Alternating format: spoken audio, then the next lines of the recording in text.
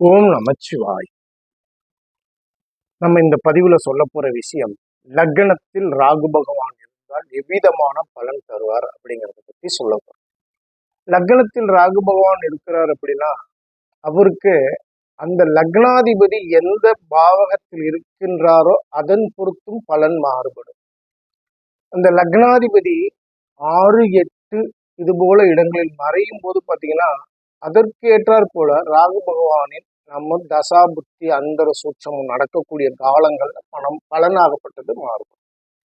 அதே லக்னத்தில் எந்த கிரகங்களின் நட்சத்திரம் சாரம் இருக்குது, அதுல ராகு பகவான் எந்த நட்சத்திர சாரத்துல அமர்ந்திருக்காரு, ராகு பகவானுடன் சேர்ந்த கிரகங்கள் என்ன, ராகு பகவானுடன் இணைந்த கிரகங்கள் எது, ராகு பகவானுக்கு எந்த கிரகங்களின் பார்வை இருக்குது, இது போல ஒவ்வொன்றையும் ராகு பகவானுக்காக நாம் எடுத்து பார்க்கும்போது லக்னத்தில் இருக்கக்கூடிய ராகு பகவான் எவ்விதமான பலன் தருவாருங்கிறத நம்ம கணிக்க முடியும். உதாரணமாக துலாம் லக்னத்திற்கு 3க்கும் 6க்கும் அதிபதியான குரு பகவான் நட்சத்திரமான விசாக நட்சத்திரம் 3 பாதங்கள் அங்க இருக்கு.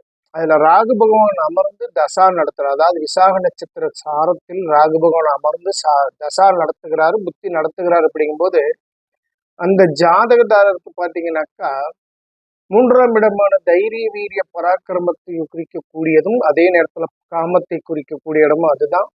அதே நேரத்துல 6ஆம் இடமான ருணரோக சத்துருஸ்தானத்தை குறிக்கக்கூடியதும் அந்த குரு பகவானின் வீடுதான். 3, 6 அந்த லக்னத்திற்கு பார்த்தீங்கன்னாக்கா பகை கிரகமாக வரக்கூடிய குரு பகவானின் நட்சத்திரங்களில் ராகு பகவான் அமரும் போது அந்த இடத்துக்குரிய காரகத்தன்மைகளை எடுத்து அவர் வேலை செய்யும். அப்படிங்கிறப்போ இந்த தைரிய வீரிய பராக்கிரமத்தின் காரணத்தினால் ஜாதகதாரர் பார்த்தீங்கன்னாக்கா ஏதேனும் ஒரு விஷயங்களில் வம்பு வழக்குகளை ஏற்படுத்துறது, அதனால் பார்த்தீங்கன்னாக்கா சர்ச்சைகளை சந்திக்கிறது, அதனால் தேவையில்லாத இன்னல்களுக்கு ஆளாவது போன்ற நிலையை ஏற்படுத்துது.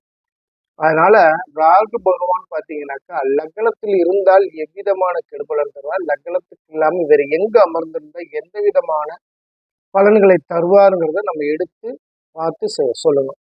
அதே நேரத்துல பார்த்தீங்கன்னா மேசம், ரிஷபம், கடகம், கன்னி, மகரத்தில் ராகு பகவான் இருந்தால் கெடுபலன் செய்ய மாட்டாருங்கிறார். அது லக்னத்துக்கு எத்தனாம் இடமாக வருது, எத்தனாம் இடத்ததிபதி நட்சத்திரமாக அமர்ந்திருக்கிறாரு, நட்சத்திரத்தில் அமர்ந்திருக்காருன்றதெல்லாம் பார்த்து நம்ம பலன் எடுக்கும்போது ராகு பகவானுக்காக நாம் எடுக்கக்கூடிய பலன் துல்லிய பலனாக இருக்கும். ஓம் நமச்சிவாய. வாழ்க வளமுடன், வாழ்க வளமுடன், வாழ்க வளமுடன்.